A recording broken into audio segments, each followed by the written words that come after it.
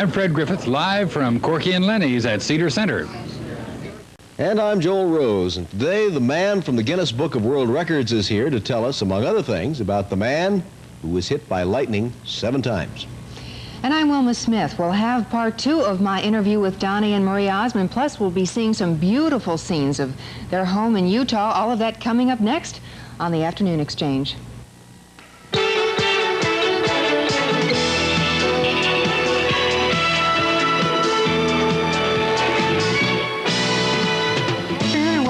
Afternoon Exchange. This is our second day. Well, we made it through the first. See, we're still here. Right. We have a lot of people for you to meet today, an exciting show with some exciting people, some of them waiting outside. The Afternoon Exchange is the program that goes about every place that's interesting and talks to everybody fascinating across northeastern Ohio.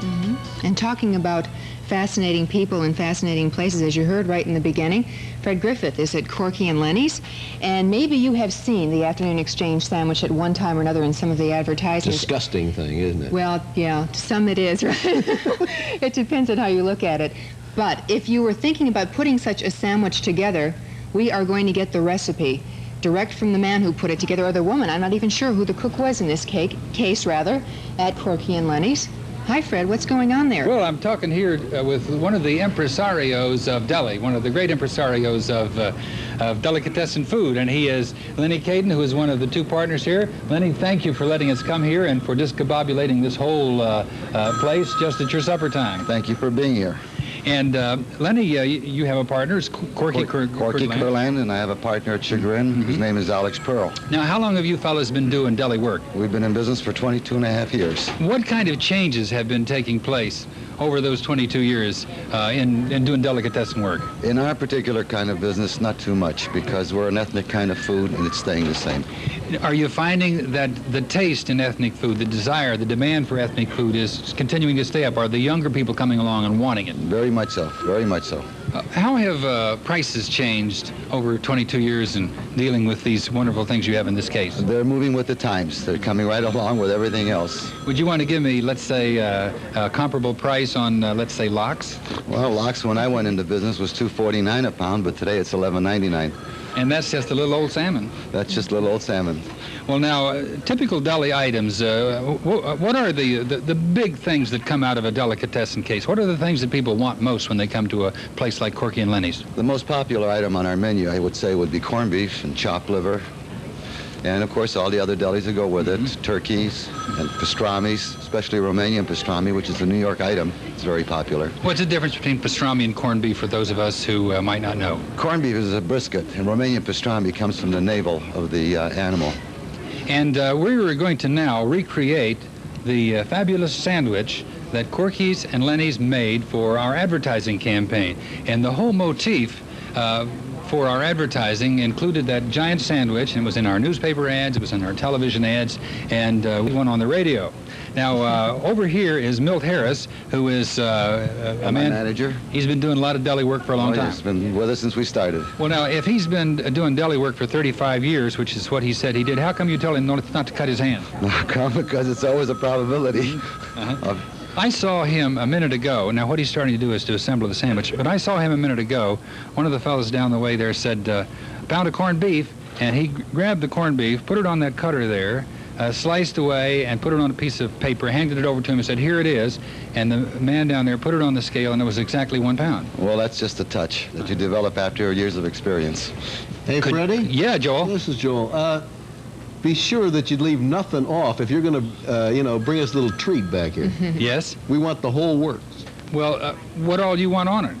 I think I like everything I see so far. What are we seeing so far? Tell us the recipe. Yes, Joel says he'd like to have everything that he's seen so far on the sandwich. Tell him he's going to have everything. As soon as we make it, we're going to send it down to the program. Now he's just putting on turkey, right? Right now it's turkey. He has ham on it, corned beef and turkey, and he'll probably be putting on corned beef with lettuce and tomato and Thousand Island dressing. Now, he makes that a multi-level sandwich. In other words, it would be virtually... It would be virtually impossible to contain that many goodies in one layer. Well, not really. We do have sandwiches like this on our menu. Well, what is the appropriate way to eat a sandwich? I can tell you, Lenny, that some people took exception when Joel and I, remember Joel when we were eating the sandwich on TV? Boy, a lot of people thought that was kind of disgusting. Yeah, well, we had the sandwich, and it was dripping Thousand Island dressing into Wilma's lap. It was and I was eating on one end, and Joel was eating on the other end of the sandwich, and some people thought that was not the appropriate way to eat it. If you were going to serve this sandwich, which he is just about to conclude, how would you do it? Would Well, you know what you need? You need 2 big hands and a big mouth. And a big stomach. You mean you wouldn't necessarily slice it up? No, we sliced it, but still look at the size of the sandwich after it's sliced. Hey, Freddie? Yeah, Joel? Ask Lenny how much it would sell for, and is it on the menu yet? Now there it is. Look, now he's holding up beautiful portions of it. What Joel would like to know is, with as many goodies as Milt has put on there, if you were going to put that on your menu as the afternoon exchange sandwich, how much would you have to charge for a giant slice of sandwich like that? I would say about $3.50. And then one sandwich, such as the one Milt made, would probably serve how many people? It's too much for one. It could get away with 2 people. So you'd slice it diagonally, and 2 people could have it, and it would be a nice $7 snack. It's close to a pound of food there. And maybe even a little bit more. And I know the very first one you made had several pounds of food on it because it had to be as big as a cannonball. There it is. Look at that. It's incredible. A thing of beauty. You said it was too much for one. However, when we had ours, Joel ate the whole thing. Remember that? Yes, I do.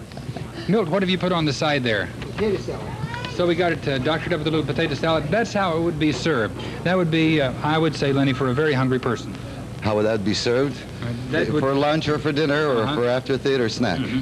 And what would you drink with that?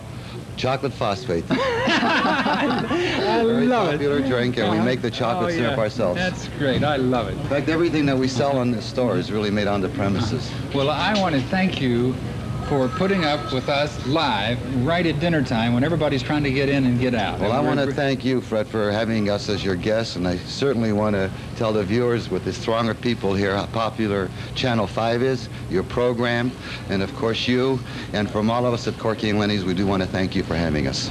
Thank you very much, Lenny. We're really grateful to you. Milt, thank you for putting that together.